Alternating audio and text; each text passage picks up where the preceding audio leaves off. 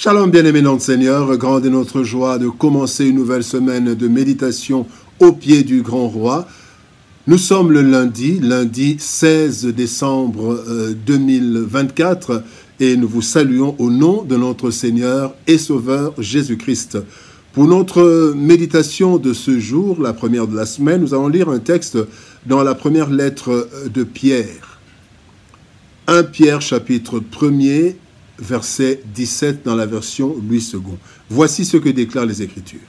« Et si vous invoquez comme Père celui qui juge selon l'œuvre de chacun, sans exception de personne, conduisez-vous avec crainte pendant le temps de votre pèlerinage. » Conduite conséquente. Conduite conséquente, tel est le thème de notre méditation de ce lundi, 16 décembre 2024. Bien-aimés dans le Seigneur, nous nous préparons à célébrer la venue en chair du Seigneur Jésus-Christ pour plusieurs. Cette célébration prend souvent des allures de fête, de réjouissance. Ce n'est pas mauvais, mais parfois sans en évaluer le sens profond et les implications dans notre vie. En effet, nous devons plus voir la grandeur, la puissance, l'amour de Dieu et observer si nous sommes conscients de cette grande faveur. Le texte de ce jour nous exhorte à avoir une conduite conséquente, ainsi que le dit Éphésiens chapitre 5, verset 15, qui dit « Faites bien attention à votre conduite, ne vivez pas sans réfléchir, vivez plutôt comme des sages. » Éphésiens chapitre 5, verset 15 dans la version Parole de vie 2017.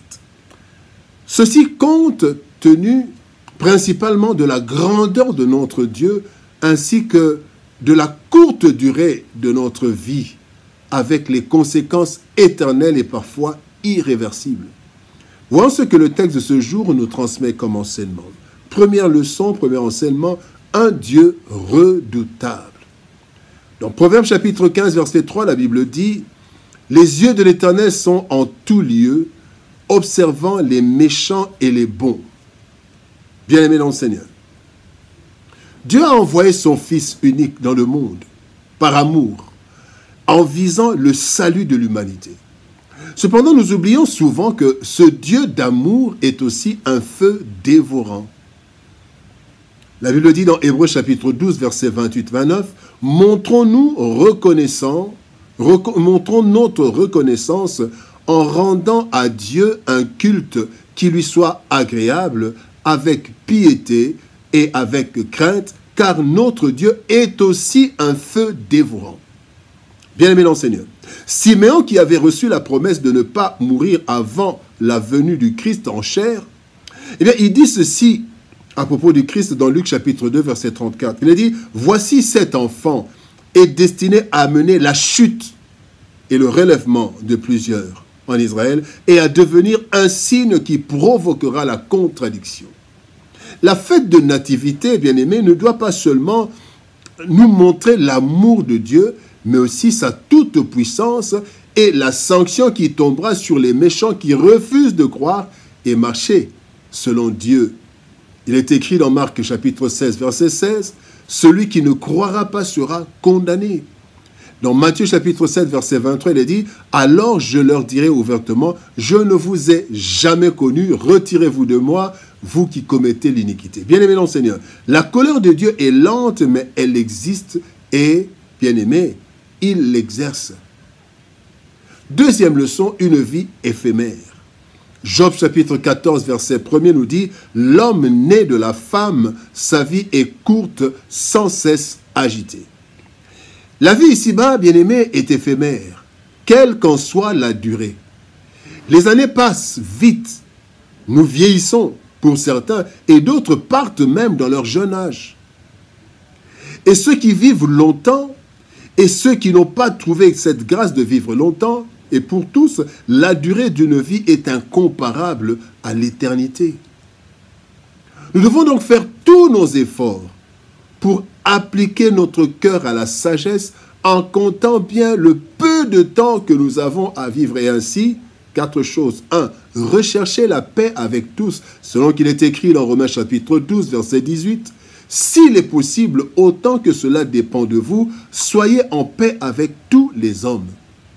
Deuxième chose, faire du bien sans se relâcher.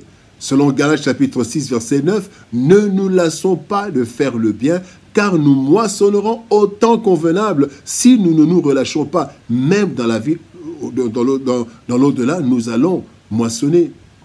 Troisième chose, bien-aimés, nous devons résister au diable qui veut nous entraîner dans sa perdition, dans la vie de péché. Résister au péché, refuser le péché. Jacques chapitre 4, verset 7 dit « Résistez au diable et il fuira loin de vous ». Et enfin, nous devons rester soumis à un maître, au maître de la vie. Rester soumis au maître de la vie, l'Éternel. 1 Pierre chapitre 5, verset 6 nous dit « Humiliez-vous donc sous la puissante main de Dieu, afin qu'il vous élève au temps convenable. » Bien-aimés, tout ceci parce que personne ne connaît sa fin. Et donc nous devons nous appliquer à marcher dans une conduite conséquente. La vie est courte, bien-aimés. Troisième leçon, des conséquences éternelles. Dans Hébreux chapitre 9, verset 27, la Bible dit « Et comme il est réservé aux hommes de mourir une seule fois, après quoi vient le jugement. » Bien-aimés dans le Seigneur, chaque jour nous semons sans le savoir. Un jour nous allons moissonner, parfois sans en être conscients. Et certains ont déjà semé et commencent déjà à moissonner, mais la grande moisson, c'est après cette vie. Bien-aimés, nous serons tous jugés un jour par rapport à tous nos faits et gestes. Et la sentence sera rendue. Une sentence définitive dont l'exécution durera toute la vie. Dans 2 sens, d'après Daniel, chapitre 12, verset 2, la Bible dit « Plusieurs de ceux qui dorment dans la poussière de la terre se réveilleront. » Dans un sens, les uns pour la vie éternelle, la présence de Dieu éternelle, et les autres pour l'opprobre, pour la honte éternelle, l'enfer éternel. Bien-aimés dans le Seigneur. Ainsi, ne nous bornons pas à voir les avantages d'un acte simplement dans le présent, les conséquences d'un acte seulement dans le temps présent, mais rassurons-nous de notre éternité, car, bien-aimés dans le Seigneur, Jésus-Christ est venu en chair sur la terre, principalement pour régler le problème de l'éternité, et non d'abord pour résoudre les problèmes de cette vie éphémère. Fêtons Noël, mais posons-nous la question, Christ est venu pour la vie éternelle. Est-ce que nous marchons de façon conséquente? Bien-aimés dans le Seigneur. Conduite conséquente. Dieu est amour, certes, mais son trône est établi sur la justice et l'équité. Selon le psaume 89, verset 15, qui dit « La justice et l'équité sont la base de ton trône, la bonté et la fidélité sont devant ta face. » Bien-aimés, Dieu aime et il châtie. Sa colère est lente, mais redoutable, et elle existe. Lorsque nous voyons une vierge enfanter un fils qui fait trembler un roi, cela nous montre que Dieu est redoutable. La nativité doit nous inspirer aussi à la crainte de Dieu, ce qui nous conduira à avoir une conduite conséquente durant la courte durée de notre séjour terrestre, car Christ reviendra une fois, une deuxième fois, et rendra à chacun selon ses voies, d'après Apocalypse 22, 12, qui est dit « Voici, je viens bientôt, et ma rétribution est avec moi, pour rendre à chacun selon ce qu'est son œuvre. » Notre conduite durant notre vie éphémère détermine notre vie éternelle. Alors, ayons une conduite conséquente. Prions. Père de gloire, nous te bénissons et te rendons grâce pendant que nous nous préparons à célébrer la venue en chair de ton Fils Jésus. Seigneur, nous voulons voir ta grandeur et savoir que Christ est venu pour résoudre un problème d'éternité.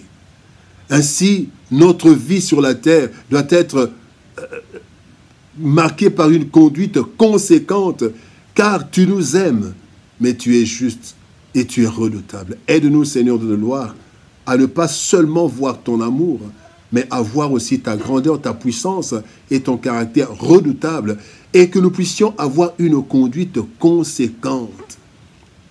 Parce que nous voulons que ce jour-là, nous puissions être avec Jésus, avec toi, pour l'éternité.